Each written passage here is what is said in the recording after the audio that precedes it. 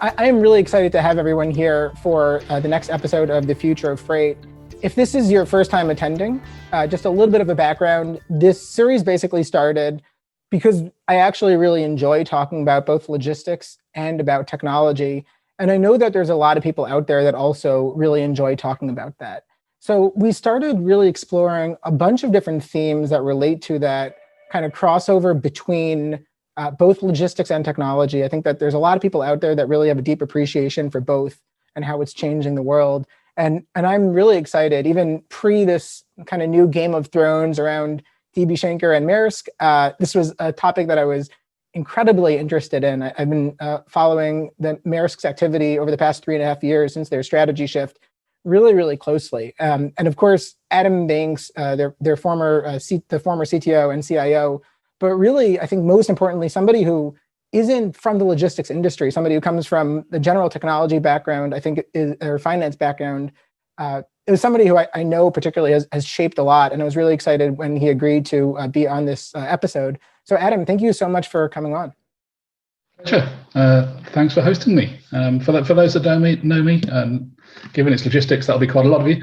My name's Adam Banks. As mentioned, I've spent the last 5 years in AP Maersk. The first two driving the simplification program, which was basically global product standardization and the move online, and the latter 3 years, the CTIO, trying to drive a broader digital transformation agenda. Prior to that, mostly fintech and financial services. I was the CTIO for Visa. Around the time actually payments went electronic, so that's what got me hooked on digital transformation.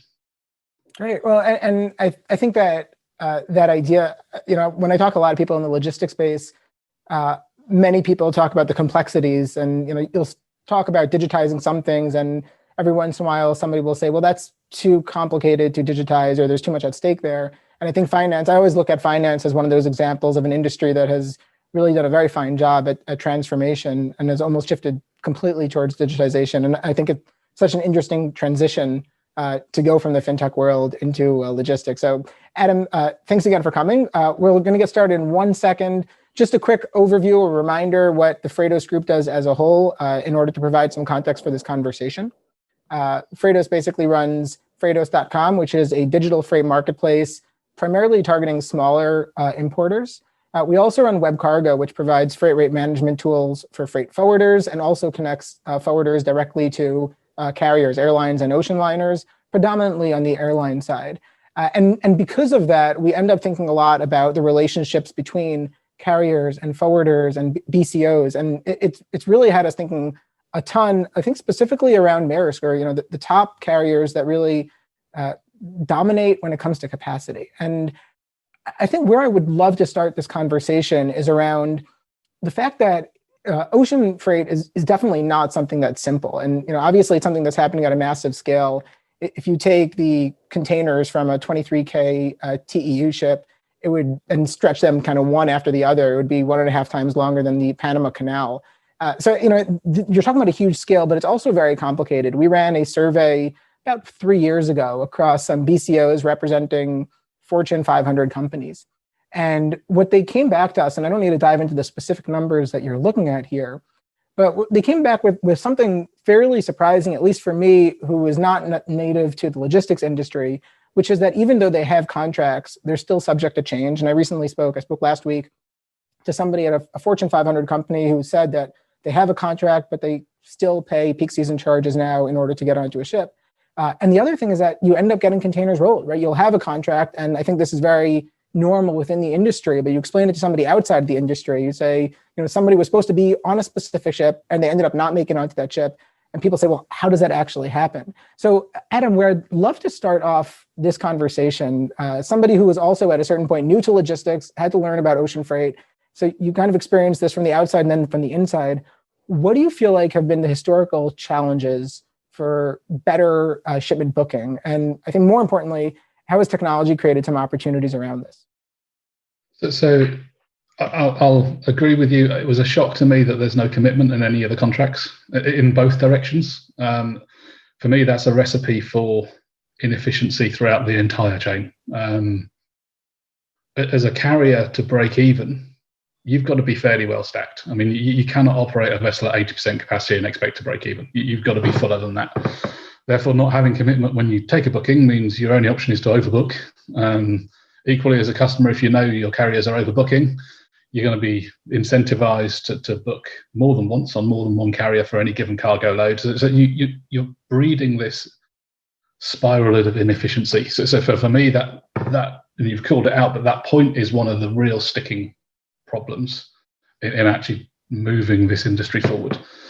If we park that for a second and actually talk about, well, what can technology do for logistics, full stop?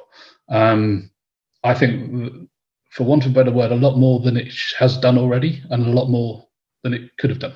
I mean, we should have done a lot with technology in this industry, and we failed to do so, in my opinion.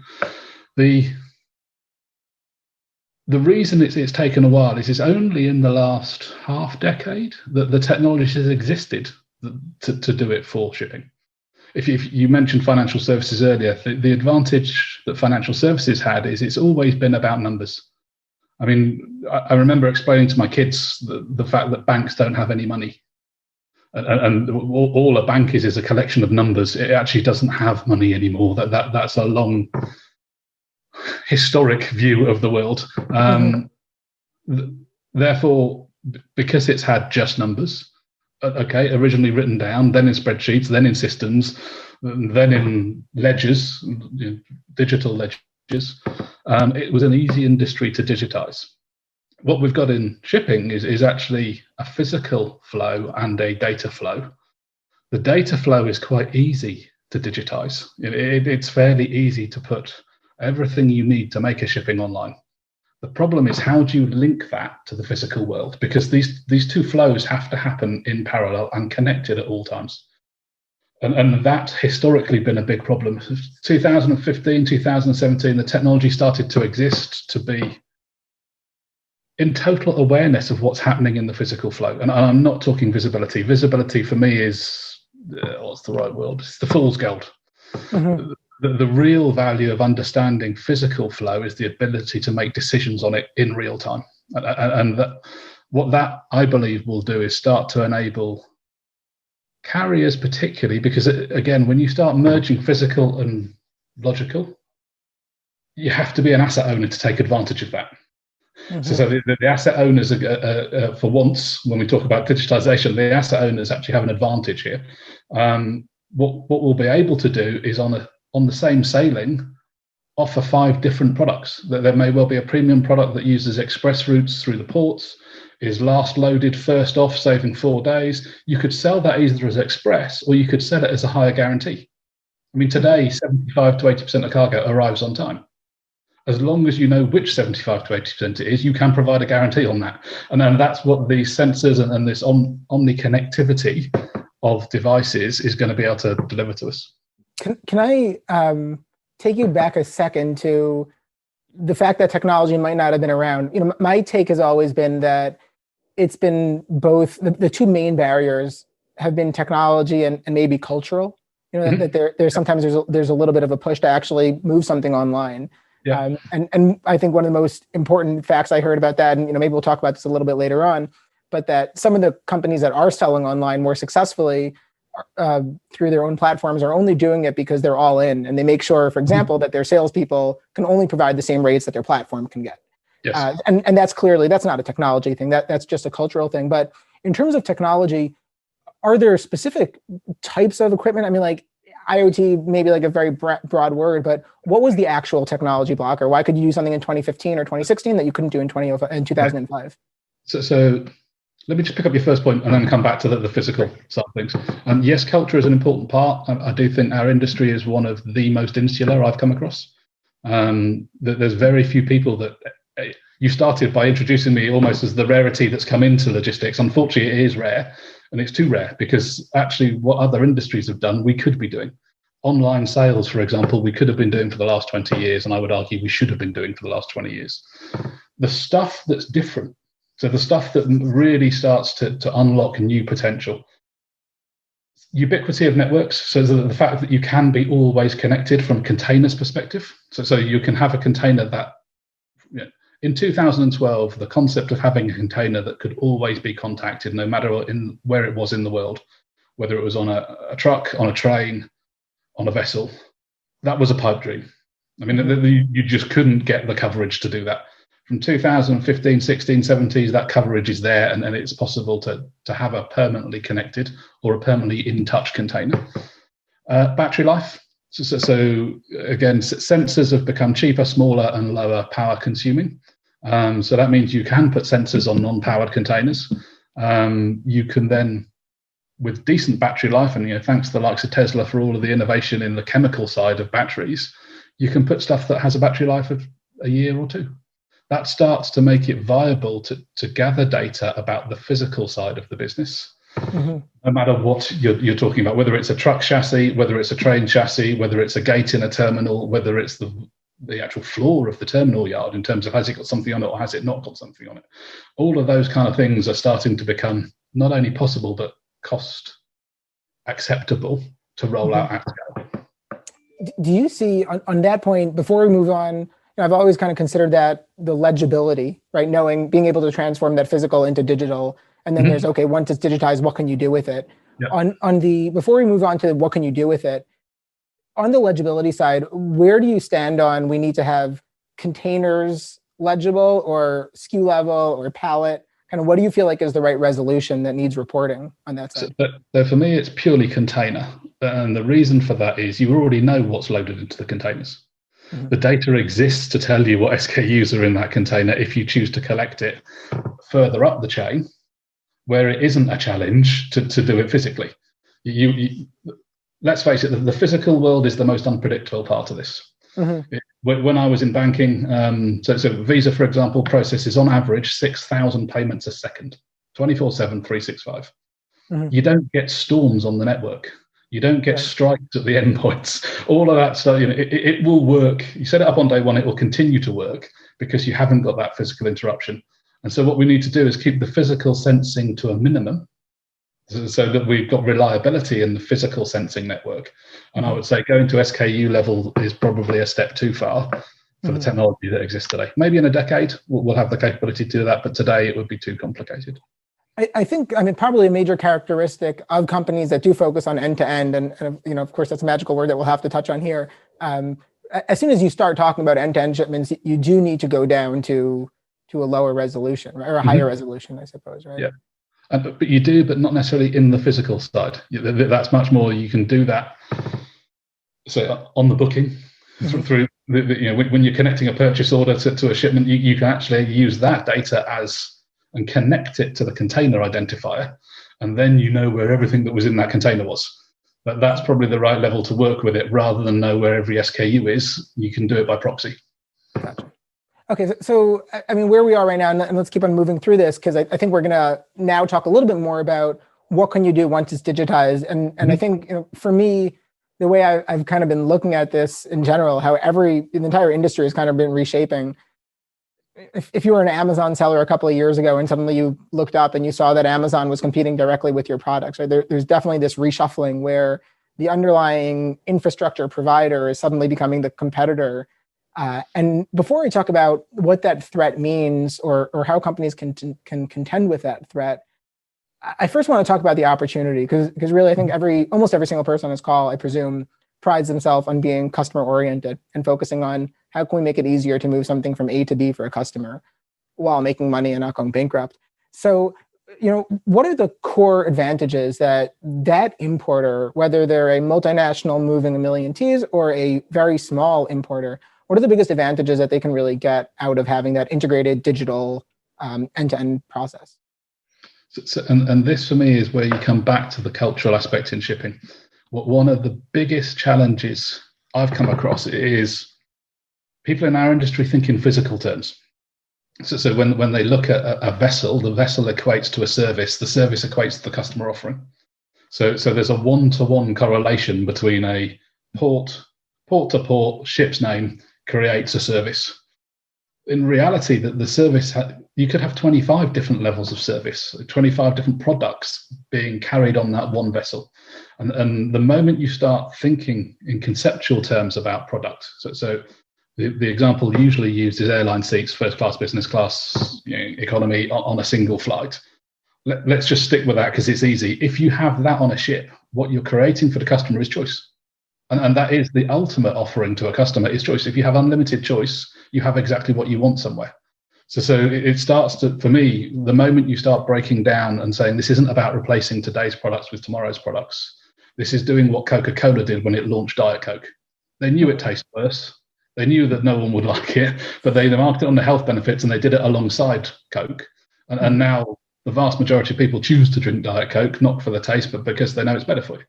And that's the way I think we need to think about these products in shipping terms. So for me, it isn't a war between the carriers and the forwarders, but there will be products that the carriers can offer because they have insight into an actionability on the data from the physical world that is of benefit to some customers. So particularly big customers, that they ship enough containers to be able to make prioritization choices within their own, I'll use the word stock. You know what I mean? If you've got 15 containers on one vessel, actually as a customer, if you could be consulted in real time on which was important time-wise, which was important temperature-wise, which was important in terms of within certain boundaries, and you could respond to that, that would be a huge step forward if the container then flowed differently because of the response you made. And there is nothing today conceptually stopping that from happening. So my read on that has always been, I mean, I presume this is the way it's being built internally at Maersk as well, but really probably every carrier, you create an API in order to create that, to track where the containers are and maybe provide separate pricing for that or provide real-time tracking. And then the decision is whether to expose that externally or not. Because in theory, that same exact capability could be exposed to a forwarder who could then push it on to a customer or directly from the carrier. So I don't know, does that actually encapsulate what an integrated carrier approach is? Or is that just an internal advance that a carrier can make as an ocean liner? So it depends, and this is where the input I look to actionability rather than traceability. There's certain decisions. So let's say you've got a container on a truck that's approaching a port in a city. There's traffic in that city, and your container is now basically pushing the deadline for making it in. The choice to put it through a fast track gate in process needs to be made in real time. It's an instant choice. So that for me needs the carrier to talk direct to the customer in terms of, do you want to do this because you didn't book the premium product, therefore it's going to cost you extra? Or we are going to do it because you did book the premium product, but now the premium nature is timeliness rather than guarantee service. That there's a range of things you could do there. And that the lack of lead time in making those choices is going to require more connectivity between carriers and customers. But that is just for that type of product. There's a whole host of what we do, what we carry, where that's an irrelevant scenario because timeliness is not that important. You're happy for it to be rolled, or you're happy for it to go via a different route if need be. There's a range of choices you could make as a customer that are based solely on price. And that's where potentially there is space for both models to play in parallel, in my opinion. Right. And then it probably becomes more of a business decision because in theory, the additional lead time that a customer would have if the API calls a forwarder and then the forwarder passes it on to the customer, the actual added time might be fairly negligible. So the added time is fairly negligible. It all comes down to standards or lack of. So the integration points between the carrier, the forwarder, and the customer, if they're bespoke for each step of the way, is going to become cost prohibitive for the industry to bear. I mean, it's just not going to be something we want to do. And you've seen other industries, financial services is a great example. They solved this one before computers came along. They solved global interoperability before it moved to computer-based trading. And we in the shipping industry are light years behind. We have the computers, we don't have the standards that make this stuff work easily. If the standards were there, your comment would be absolutely right. And actually, it would just be an exposed interface that anybody could use and pick up. But I mean, even the basics today, when Rotterdam is known of that by 20 different names, by 20 different carriers and forwarders, the opportunity to have a sensible conversation about routing via Rotterdam or routing via Harwich, it just isn't there. And does that, presumably that puts a fairly large onus on Maersk as they extend end to end, being able to create the additional connections to APIs on the trucking side and the air cargo side, warehousing, fulfillment.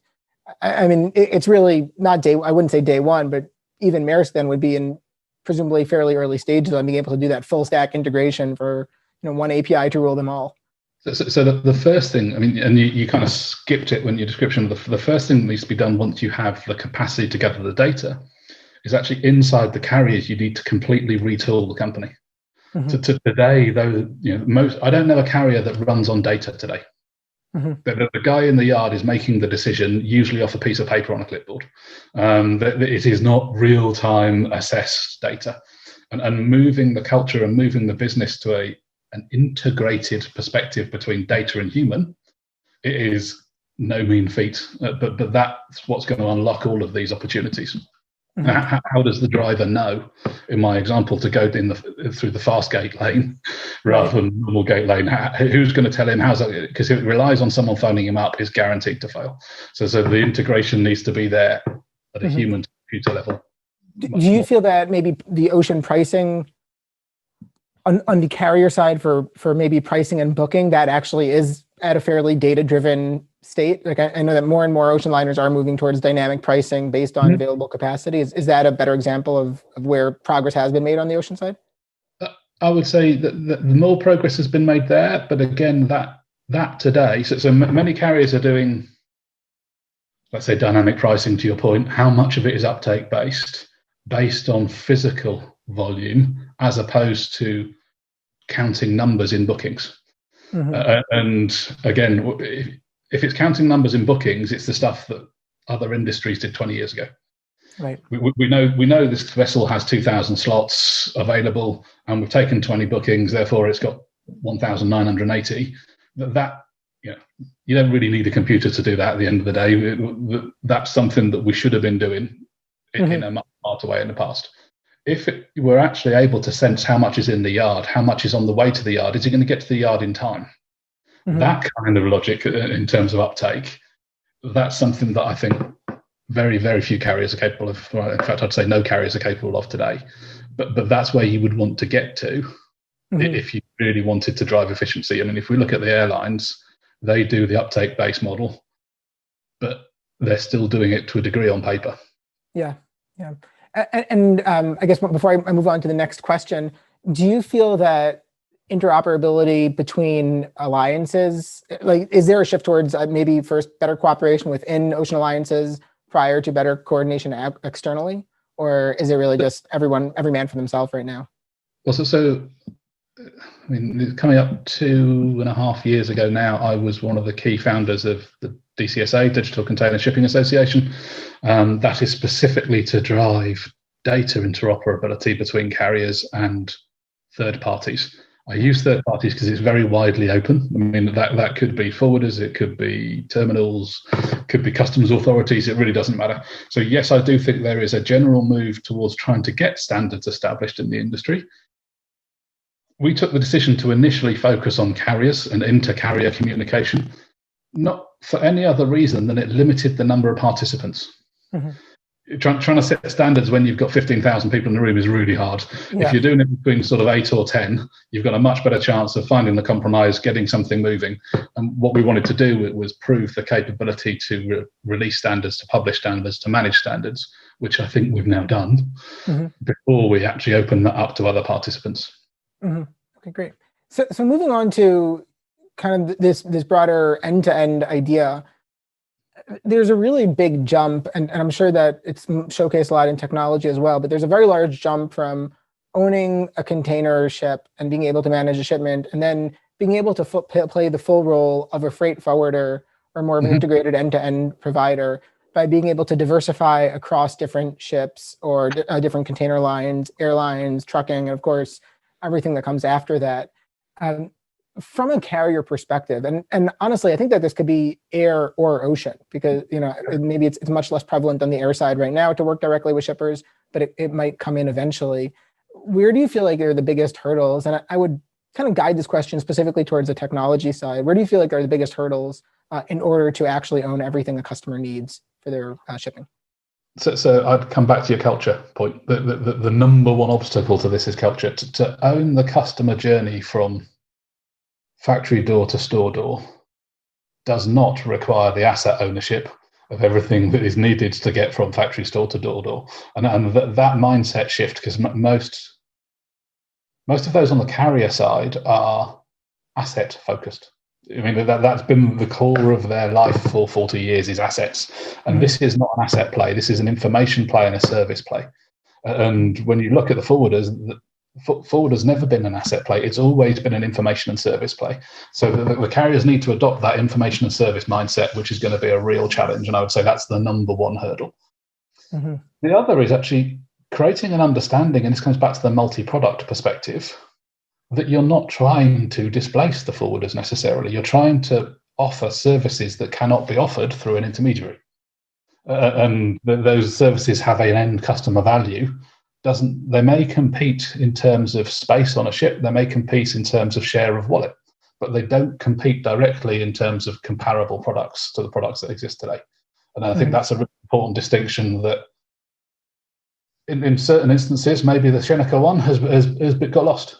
Mm-hmm. Interesting. And before I move on, I do see a question that I do want to touch on for a second about transit time get APIs only serve a certain use case. Do you agree that until this is a little bit more developed, there is still a place for legacy style EDI for the foreseeable future? So legacy style EDI costs the industry a small fortune. I mean, it's 100 million a year just to keep it up to date on an industry cost. So I would love to see the death of EDI. I also think it's been implemented in the industry generally in an overly customer-centric way. Mm-hmm. So most big customers have their own specific EDI. The costs of maintaining that, managing that have fallen onto the supply side consistently. If we can get standards rolled out there to take that 100 million down to 6 million, that frees everybody up to invest in innovation. Mm-hmm. And so I would love to see the death of EDI. Do I think that's a reasonable statement in the next 5 years? No. In the next 10, maybe. Particularly if some of the services that get launched API only. Mm-hmm. And people are not moving from EDI to API because of a technology change. They're moving to access a new type of service that they want access to. I think that could drive the adoption of API more widely. Interesting. Yeah, and I've always also kind of leaned towards B2B e-commerce, maybe not this year, maybe not next year, and certainly B2B cross-border e-commerce as a potential driver for APIs once larger companies, international commerce companies get more involved in it. So moving on to, I think, one of the questions that's been on a lot of people's minds, we ran a survey a couple of years ago where we asked freight forwarders where their profit centers were and where they're losing money. And of course, nearly all of them flagged the actual freight movements, right? The ocean, the trucking or air freight as the less profitable areas that they're focused on, right? Where they're really making all of their money off of the value adds or making, a decent chunk of their profit off of the value adds. And I think what we're already seeing happening right now with the ocean carrier shifts is basically a tectonic shift in the way that the industry is structured. And we've probably only seen the first reverberation of that right now. How do you think this is going to impact what freight forwarders do, and what they will certainly need to change something about their operational model? What do you think that is in order to stay in the game and stay competitive? So I'm no expert on forwarding, I'll be honest. So this is a difficult one for me to answer. If I look at other industries, and other industries have been through exactly the same. The reason that Amex is not popular outside the US is Amex is the equivalent of a 3PL, whereas Visa and MasterCard are the equivalent of a 4PL. And actually, they're called the three-party model and the four-party model in financial services as well. And one of the challenges that the four-party model providers have had to the Visas, the MasterCards, is how do they get their brand out there and create customer preference for their brand, when by doing so, they're deemed to be disintermediating their biggest customers, which are the banks that give you the cards. I mean, it's exactly the same as carriers and freight forwarders. It's the same model. The other industries have found a way to play nicely together in this space. The same is true in telcos, where you've got carriers, handset providers, and then you've got the physical infrastructure providers. Again, it's the same model we talk about here. I think part of the problem today, and this will be a very unpopular statement on this call, but when you look at the cost of capital for the carriers. Now, I'm very excited right now. Whenever anybody's about to say something unpopular, I'm like, do it. Cost of capital for the carriers and the profit margins for the carriers if I was an investor, I would not be putting my money into a carrier. The last decade, basically, you're better off leaving the money in the bank. Now, for all of us, that's got to change. Otherwise, we're going to start to see families. I mean, let's face it, it's supported at the moment mostly by family or governmental money. So they're going to start to choose to put their money somewhere else. And I think we need to make sure that the carriers don't become that commodity that is managed solely by cost. Because like the deregulation of energy, that's not a good thing for the customer at the end of the day. And therefore, we need to allow the carriers some space to find ways to make profit in their core business. I think a lot of the drive by the carriers into some of the value-added services is exactly to do that. It is to prop up basically a very challenged physical business from a profit perspective. That said, I doubt there's a carrier on the planet that wants to have 100,000 customer relationships. That's not what carriers do well. They do bulk, they do aggregation well.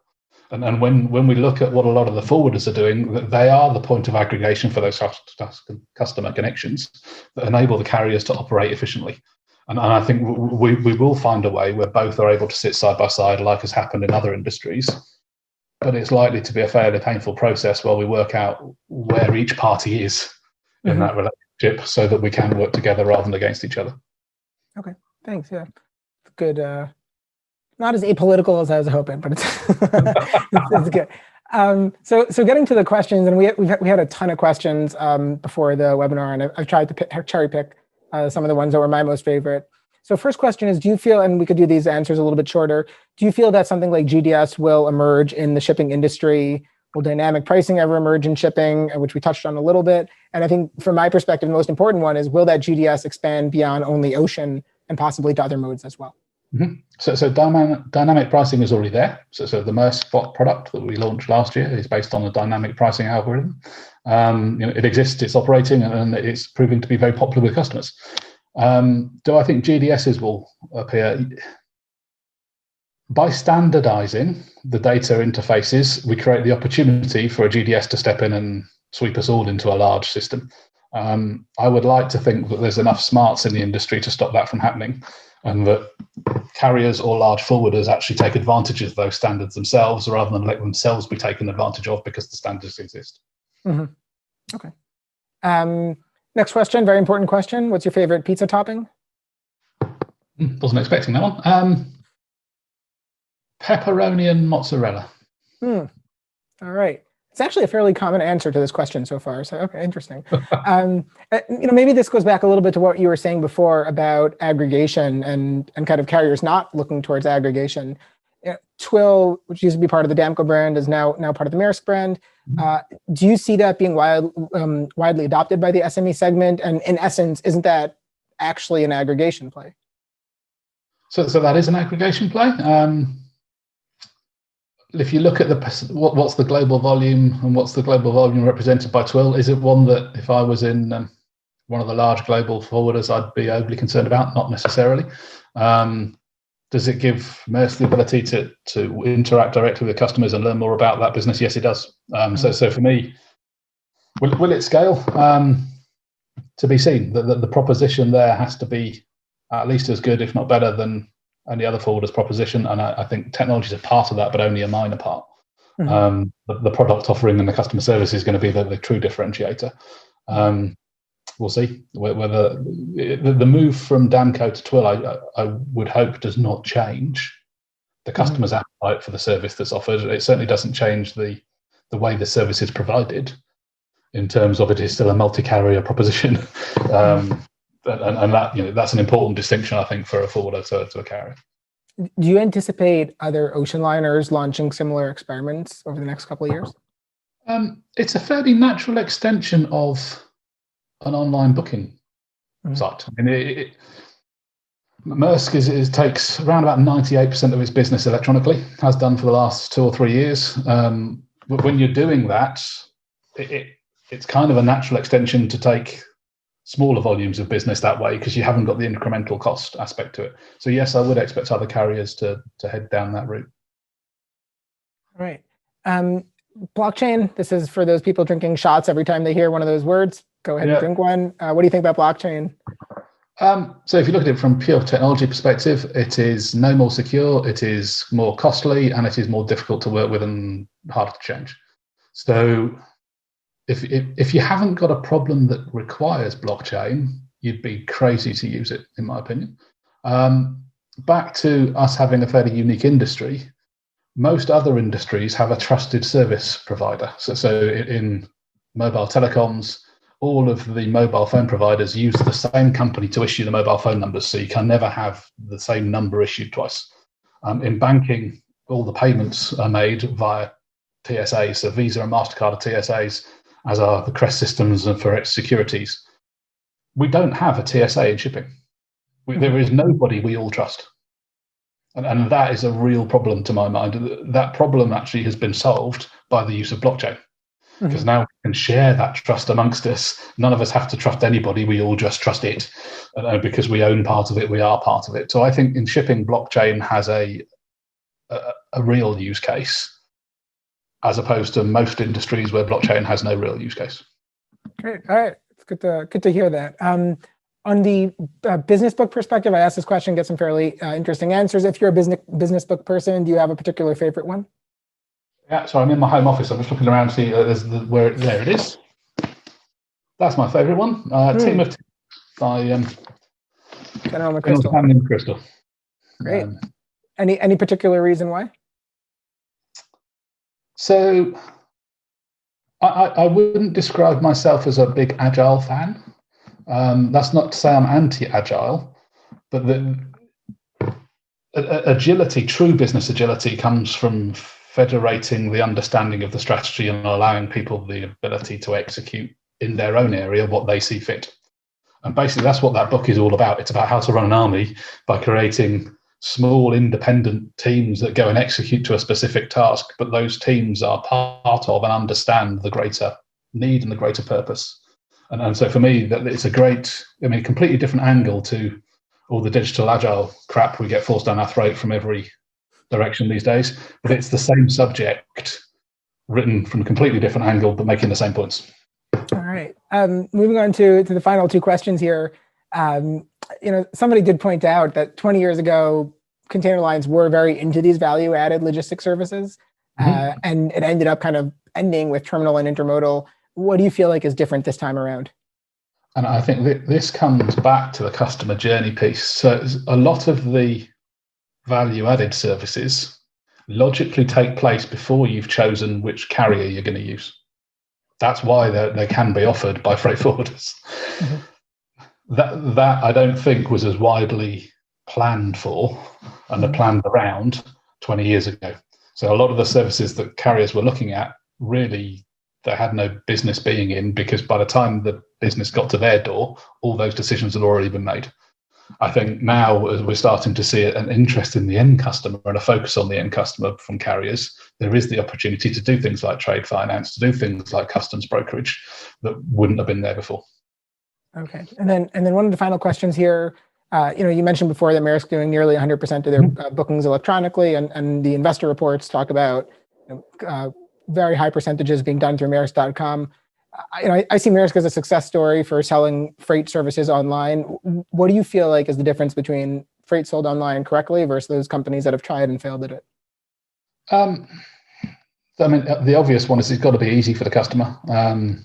The physical cost of carriage is so low these days that it's actually the cost of the paperwork and all the admin activity around it that's driving the real cost for the end customer. So the more you can take that cost away, the better.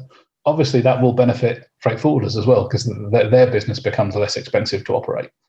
So for me, it's about ease of use, it's about efficiency, and this is why ultimately you'd want it to be computer-to-computer conversations. You'd want the stock systems in retailers to be talking to the suppliers with actually a carrier involved somewhere. And then the whole concept of booking goes away. It just happens because somebody's ordered some goods from somebody else. So the really sophisticated forwarders and carriers too should be skipping the front end side and just moving directly to API sales. I don't know whether that's doable from a cultural perspective, but that's where I think we'll end up. Cool. And then I do see just one last question, because I see two people have just asked this. in terms of DCSA adoption, how long do you think it'll take for DCSA to really enforce standards within the industry? So I think this is an interesting one in terms of, do they need to enforce standards? For me, what needs to happen, so let's take EDI as an example. All the carriers do, between them, about 80,000 EDI implementations a year, because customers are changing their systems and changing their setups, and each time they do that, there is a need to re-implement.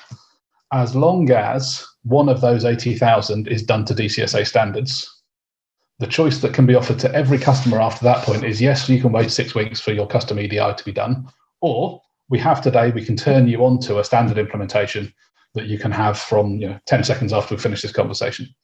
To me, it's up to the customers to say, well, actually, that's what I want to go for. Mm-hmm. I'd rather have it now and know that I'm never going to have to change it again, no matter how much I upgrade my own systems, than wait 6 weeks and go through that process every time we do an update. So DCSA's real challenge here is less about pushing this to carriers and forwarders and more about pushing visibility of DCSA and the potential to the BCOs. Yes, in my opinion. Cool. Okay, well, Adam, thank you so much. This was such an interesting conversation. Just to end up here, as I mentioned, I've been enthralled by this subject, and I've been putting together with my team a fairly long piece about Maersk strategy, or at least our take on it.